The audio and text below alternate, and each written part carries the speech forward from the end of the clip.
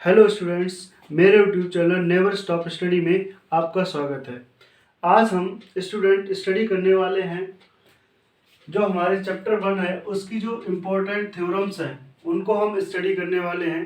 तो जो हम सबसे पहले स्टडी करेंगे जिस थ्योरम का, उस थ्योरम का नाम है अंकगणितीय आधारभूत प्रमेय, फंडामेंटल थ्योरम ऑफ अर्थमेटिक। हम इसको इंग्लिश में क्या कहेंगे? Fundamental theorem of arithmetic.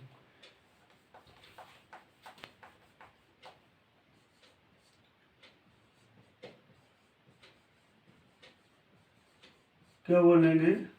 Fundamental theorem of arithmetic. तो इसका जो कथन है वो क्या कह रहा है कि प्रत्येक भाज्य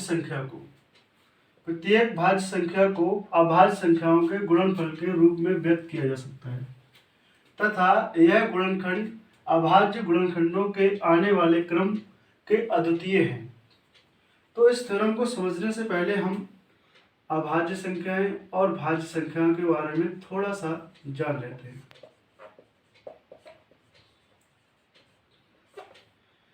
अभाज्य संख्या 2, 3, 5, 7 ... ऐसी संख्याएं जिनका गुणनखंड या तो वो खुद स्वयं संख्या होगी या उसका एक जो दूसरा गुणनखंड होगा वो बंद होगा। इन दो गुणनखंडों के अलावा इसका कोई तीसरा गुणनखंड नहीं होगा। तो वह संख्याएं जिनके गुणनखंड सिर्फ 2 हों, उससे ज़्यादा नहीं होने चाहिए। अगर 2 हैं तो वो क्या कहलाएगी? अभाज्य संख्या कहलाएगी। जैसे 7 है, एक तो 7 खुद से डिवाइड हो जाएगी और दूसरा 1 से डिवाइड होगी, तो ये भी कैसी? अभाज्य संख्या है। अब हम भाज्य संख्या को समझते हैं। इसे हम प्राइम नंबर कहते हैं। क्या बोलते हैं? Prime number. उसके बाद भाज्य संख्या, कैसी? भाज्य। Composite number.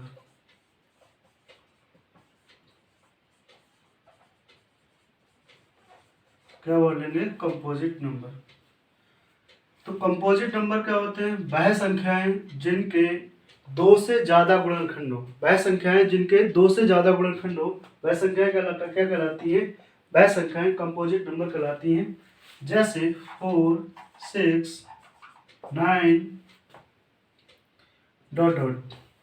जैसे 4 ले लीजिए आप, तो 4 को क्या करेंगे हम? देखो 4 खुद से डिवाइड होगा, इसका दूसरा गुणनखंड क्या होगा? 2 और 1, यानी कि 2 से ज्यादा गुणनखंड है। ठीक है। ऐसे ही अगर हम 6 का देखें तो 6 सेल्फ डिवाइड होगा, देन 3 से डिवाइड होगा, और ये 2 से भी डिवाइड होगा, और ये 1 से। तो 2 से ज़्यादा होने चाहिए। 2 से कितने भी अधिक है कोई दिक्कत नहीं। 2 से अगर ज़्यादा है तो वो संख्या क्या है? भाज्य संख्या कहलाएगी। तो आइए हम थ्योरम को समझते हैं।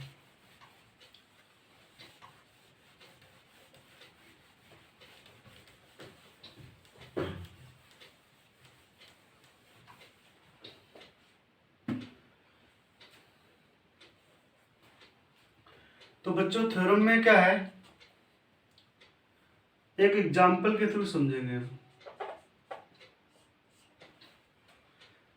मान लीजिए मैंने क्या किया, यहाँ पे एक नंबर ले लिया, कोई भी भाज्य संख्या ले ली, 48 ले लिया। अब हम क्या करेंगे? इसको अभाज्य गुणनखंड में व्यक्त करेंगे। तो 2 से पहले डिवाइड करेंगे, क्योंकि 2 क्या है? एक अभाज्य संख्या है। तो 2 से डिवाइड करोगे तो क्या हो जाएगा? 14 दूनी 48। फिर 2 से डिवाइड करोगे तो 12 दूनी 24। फिर 2 से डिवाइड करोगे तो 6 हो जाएगा। फिर 2 से डिवाइड करोगे तो 3 हो जाएगा, और 3 एक अभाज्य संख्या है तो ये खुद से डिवाइड होगी। तो इसके जो अभाज्य गुणनखंड है वो क्या आ गए?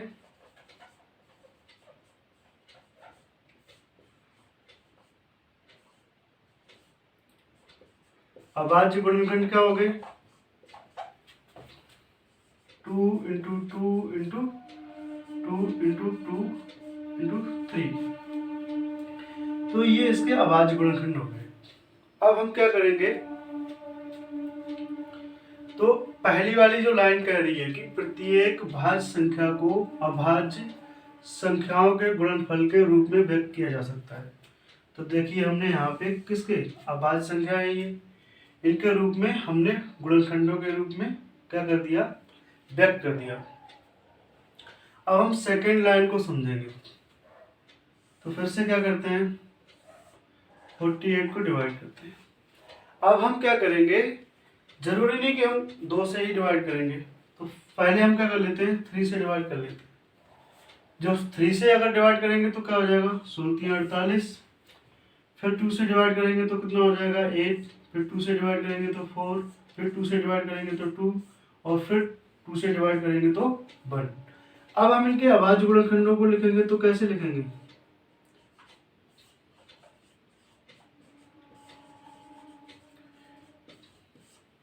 इसके अभाज्य गुणनखंड क्या हो जाएंगे, 3 गुणे 2 गुणे 2 गुणे 2 और गुणे 2। तो ये इसके अभाज्य गुणनखंड हो गए। अब यहाँ पे एक चीज लिखी है, एक बात लिखी है, अद्वितीय, इसका मतलब होता है यूनिक। क्या होता है, यूनिक। यूनिक का मतलब होता है इसके जैसा कोई नहीं, अद्वितीय है, यूनिक है, अलग है। तो अब हमें करना क्या है, गुणनखंडन अभाज्य गुणनखंडों के आने वाले क्रम के अद्वितीय है। तो ये जो क्रम है, जैसे यहाँ पे हमने कैसे लिखा, 2 इंटू 2 इंटू 2, यानी कि आरोही क्रम में लिखा है। आरोही क्रम क्या होता है,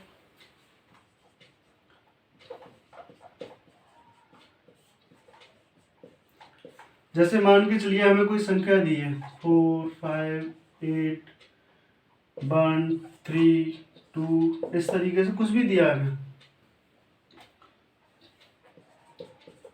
अब हमसे बोला जाए कि इसको आरोही क्रम में अरेंज कीजिए, तो क्या करेंगे, 1 2 3 4 5, ठीक है, और 8। तो अगर हम इस ऑर्डर में इसको क्या करते हैं, रिप्रेजेंट करते हैं, तो हम इसको बोलते हैं आरोही क्रम, यानी कि असेंडिंग ऑर्डर। इंग्लिश में बोलेंगे असेंडिंग ऑर्डर, ठीक है, इसको क्या बोलते हैं, असेंडिंग ऑर्डर।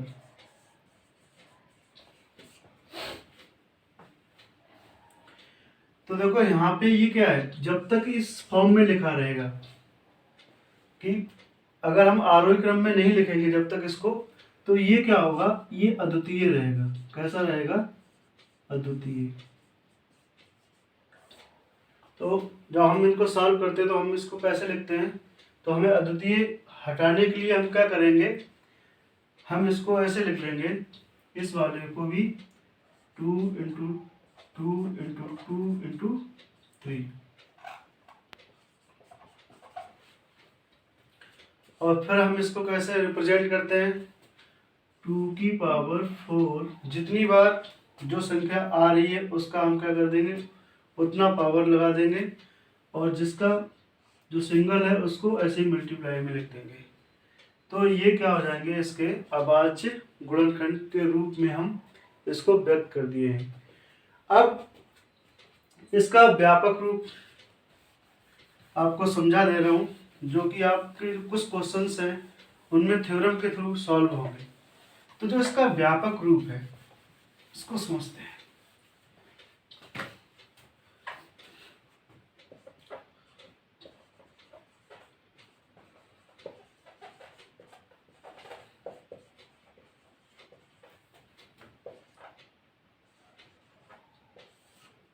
ठीक है, इसका क्या समझेंगे, व्यापक रूप,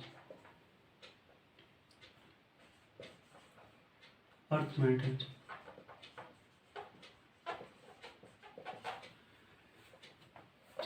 इसका व्यापक रूप क्या है,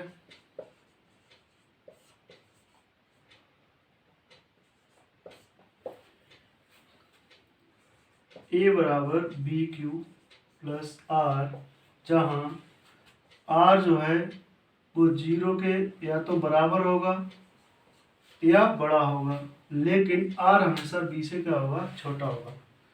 तो ये इसके थ्रू हम क्या करेंगे, इसका व्यापक रूप लिखेंगे। तो यहाँ पे मान लेंगे, यहाँ पे ए इज इक्वल्स टू P1 गुणा P2 गुणा P3 डॉट डॉट Pn। तो ये क्या है, ये इसका व्यापक रूप है। किसका, फंडामेंटल थ्योरम ऑफ अर्थमेटिक का व्यापक रूप है। अतः यह अंकगणित की आधारभूत प्रमेय का, तो ये जो है, ये जो क्वेश्चन आई है, ये है क्या, हम क्या लिखेंगे यहाँ पे, अतः यह है अंकगणित की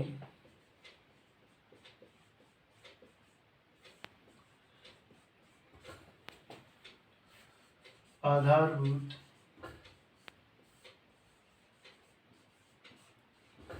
प्रमेय का व्यापक रूप है।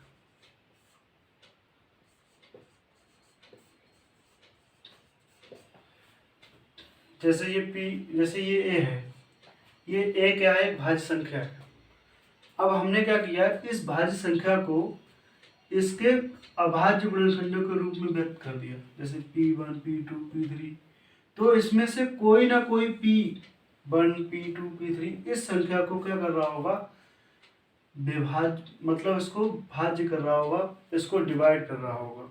जैसे अभी हमने 45 को क्या किया था, जैसे 45 एक भाज्य संख्या है, तो इसको हमने क्या किया, अभाज्य गुणनखंड के रूप में लिखा था। 44 12 6 फिर 2 फिर 3। ये क्या है, ये P1 P2 P3 P4 इस टाइप से है। तो वही चीज हमने लिखी, इसका व्यापक रूप क्या है कि A is equals to P1 into P2 into P3 dot dot Pn। तो इसी को हमने क्या बोल दिया, यह अंकगणित की आधारभूत प्रमेय का व्यापक रूप है। That's all. तो बच्चों हम थ्योरम 2 को सॉल्व करेंगे, ठीक है। तो थ्योरम 2 जो है वो क्या कह रही है, इसका जो स्टेटमेंट है, कथन है, वो कह रहा है, माना P एक अभाज्य संख्या है और A एक धनात्मक पूर्णांक है, यदि A स्क्वायर P से विभाजित है तो A भी P से विभाजित होगा। तो ये चीज हमें सिद्ध करनी है। तो दिया है कि P एक अभाज्य संख्या है, तो A स्क्वायर P से विभाजित है। तो हमें सिद्ध क्या करना है इस प्रमेय में कि A भी P से विभाजित होगा। तो हम क्या करेंगे, हम हेल्प लेंगे इससे पहले वाली थ्योरम का, जिसका नाम था फंडामेंटल थ्योरम ऑफ अर्थमेटिक, अंकगणित की आधारभूत प्रमेय। उसकी सहायता से हम क्या करेंगे, इस थ्योरम को सॉल्व करेंगे। आइए समझते हैं। तो हम लिखेंगे यहाँ पे A इज इक्वल्स टू, माना A is equals to P1 गुणे P2 गुणे P3 गुणे P4 डॉट डॉट Pn। यहाँ पे लिख देंगे bye fundamental theorem of arithmetic,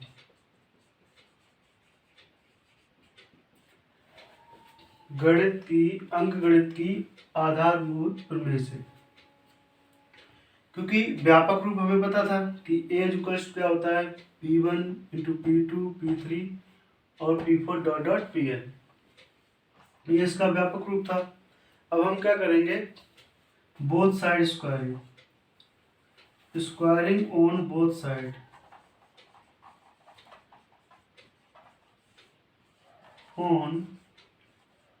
side, दोनों तरफ हम क्या कर देंगे, वर्ग कर देंगे। तो ए स्क्वायर बराबर क्या हो जाएगा, P1 गुणे P2 गुणे P3 गुणे P4 डॉट डॉट Pn का होल स्क्वायर। अब हम क्या करेंगे कि ए स्क्वायर इक्वल्स टू P1 गुणे P2 गुणे P3 गुणे P4 डॉट डॉट Pn, ठीक है, डॉट डॉट Pn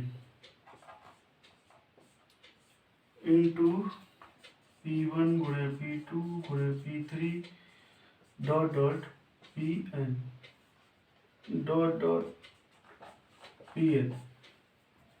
ठीक है, हम इसको ऐसे लिख देंगे। अब देखो हम क्या करेंगे, ये जो है जो फंडामेंटल थ्योरम ऑफ अर्थमेटिक, उसमें क्या समझा था हम लोगों ने, जैसे 56 मान लो। अब इसको हम क्या करेंगे, इसके अभाज्य गुणनखंड करेंगे। तो 2 से अगर इसको डिवाइड करेंगे तो कितना हो जाएगा 28, फिर 2 से डिवाइड करेंगे तो कितना हो जाएगा 15, फिर 2 से डिवाइड करेंगे तो कितना हो जाएगा 7, और 7 अभाज्य संख्या है। तो इस टाइप से हमने क्या किया, इसको इसके अभाज्य गुणनखंड कर लिए। तो यहाँ पे भी हमने क्या किया है, यहाँ पे भी ये क्या है, ये अभाज्य गुणनखंड है किसके, इस संख्या के। जैसे ये मान लो P1 P2 P3 dot dot, इस तरीके से कोई संख्या है उसका चलता रहेगा। तो क्या होगा, हम क्या करेंगे यहाँ पे कि ए स्क्वायर क्या करेगा, ए स्क्वायर यहाँ लिखेंगे हम कि ए स्क्वायर पी से विभाजित है, क्या है, विभाजित है।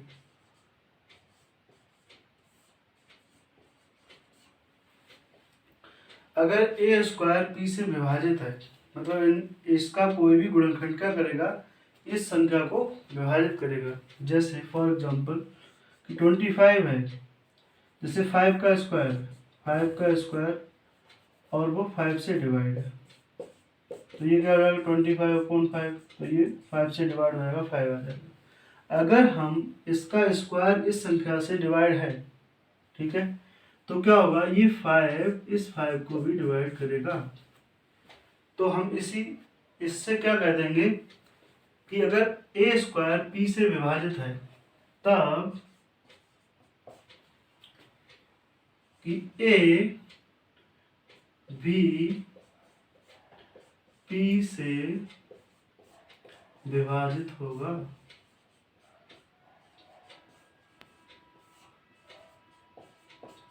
क्या बोल रहे हैं हम कि जो ए है वो भी पी से विभाजित होगा।